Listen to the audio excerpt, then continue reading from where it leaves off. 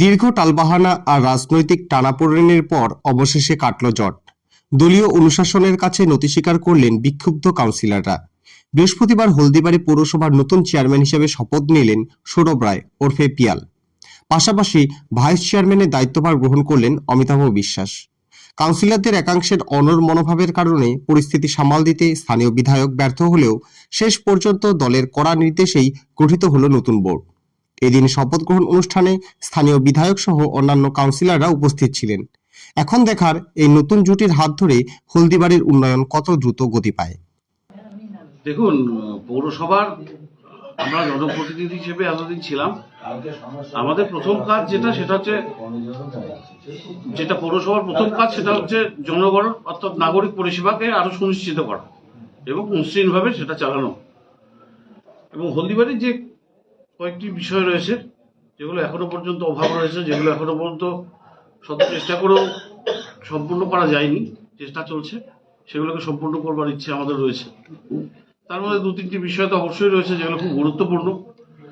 তার মধ্যে অন্যতম যেটাকে আমি গুরুত্ব দিতে চাই সেটা হচ্ছে আমাদের রেলগেটের যে সমস্যাটা রয়েছে সেটা একটা বিশাল সমস্যা, এবং সেই সমস্যাটাকে আমি মনে হয় প্রায়োরিটি দেওয়া উচিত। সেটা নিয়েই যা যা করবার পৌরসভার এখতিয়ারগত জায়গার মধ্যে আমি এটা করতে চাই। হলদিবাড়ির অন্যতম সমস্যা কালীনালা। এই যে কালীনালা, এছাড়া রাস্তাঘাট বা ড্রেনেজ সিস্টেম বলেন, এইসব নিয়েও কিন্তু জনগণের মধ্যে একটু ক্ষোভ আছে। তাদের উন্নয়ন হচ্ছে না সঠিক, এরকম আমরা বিভিন্ন সময় বিভিন্ন ক্ষোভ বিক্ষোভ আমাদের ক্যামেরায় ধরা পড়ছে। তো এই নিয়ে আপনার কি প্রায়োরিটি থাকবে? বিষয়টা হচ্ছে কি, রাজ্য সরকার এই সকল উন্নয়নের জন্য তো আমাদের যথেষ্ট সহযোগিতা করেন। একটা এই নাগরিক পরিষেবা দেওয়ার ক্ষেত্রে সকলের মন সমানভাবে জয় করা সম্ভব নয়। কালীনালার বিষয় নিয়ে এর আগেও আমরা পদক্ষেপ নিয়েছি। এর আগে পূর্বতন যিনি চেয়ারম্যান ছিলেন শঙ্কর কুমার দাস দুলালদা এবং ভাইস চেয়ারম্যান হিসেবে যিনি রয়েছেন ওনারা যথেষ্টভাবে চিন্তা ভাবনা করেছিলেন এবং সেই বিষয়টাকে আগামী দিনে যাতে সেই বিষয়টাকে মেটানো সম্ভব হয় সেটার জন্য আমরা সক্রিয় থাকবো।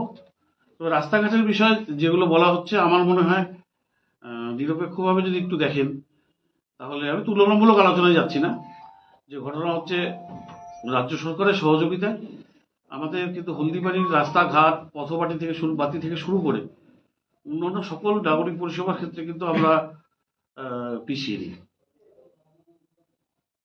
আর কারো কিছু বলছিলাম যে শহরের যে মূল অসুবিধা যে যানজট, যে টোটো, এর আগেও তো বলেছিল যে পৌরসভার প্রাক্তন চেয়ারম্যান ছিল যে পার্কিং ব্যবস্থা করা হবে পার্টি অফিসে, দলীয় পার্টি অফিসের সামনে, তা এখনো তো চালু হয়নি।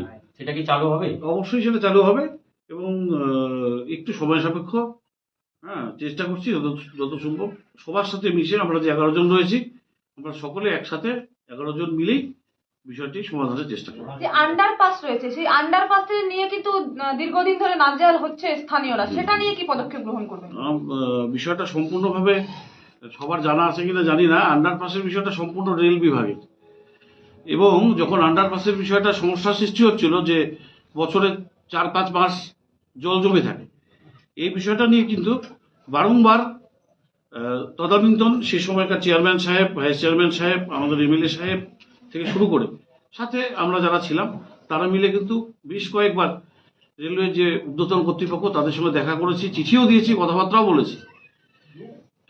সুতরাং তারপরেও কিন্তু আমরা সেভাবে কোনো সদুত্তর পাইনি এবং সেটা একটা সমস্যা আমরা স্বীকার করছি। এই কাজটা তো রেলের সহযোগিতা আমাদের অবশ্যই প্রয়োজন। রেলের সাথে কি যোগাযোগ করে? রেলের সঙ্গে যোগাযোগ হয়েছে, সদুত্তর এখনো পাইনি, তবে আশা করি ভবিষ্যতে সেটাও মিটে যাওয়ার চেষ্টা হবে। রাজ্য পার্টির সিদ্ধান্ত অনুযায়ী সৌরভ রায় তাকে চেয়ারম্যান হিসেবে আজ তিনি চেয়ারে বসলেন এবং সর্বসম্মতিক্রমে সকলের সিদ্ধান্ত অনুযায়ী তিনি মনোনীত হলেন। তিনি দায়িত্বভার গ্রহণ করলেন চেয়ারম্যান পদে। এই দলীয় নির্দেশ তো আগেও এসেছিল, তাহলে এতদিন ধরে দীর্ঘ তালবাহানা চললো কেন? গতকাল একটু আলোচনার বিষয় বাকি ছিল, আজ এই বিষয় নিয়ে জেলা সভাধিপতি অজিত দেব ভৌমিকের সাথে আমরা আলোচনা করি। সেখানে বসে সিদ্ধান্ত হয় যে রাজ্য পার্টির যে সিদ্ধান্ত, সেই সিদ্ধান্তকে কার্যকরী করতে হবে। সেই সিদ্ধান্ত মোতাবেকই আজ তিনি চেয়ারম্যান হিসেবে দায়িত্বভার গ্রহণ করলেন। আজকে কি আপনারা কুচবিহার গিয়েছিলেন? সে কথা তো বলা যাবে না। শোনা যাচ্ছিল যে আপনি নাকি আজকে কোচবিহারে গিয়েছিলেন। কালকে তো আপনি সারাদিন থাকলেন এই বিষয়টারই জন্য। বিষয়টা হলো যে কিছুটা অমত ছিল নিজেদের মধ্যে, যতক্ষণ পর্যন্ত রাজ্য এবং জেলা উভয় সহমত না হয় ততক্ষণ পর্যন্ত আমাদের অপেক্ষা করতে হয়। কালকে তাই আমরা দীর্ঘক্ষণ অপেক্ষা করেছিলাম। আজকে সেটা ক্লিয়ার হয়ে গেছে, যার ফলে আর কোনো বাধা দ্বন্দ্ব থাকলো না।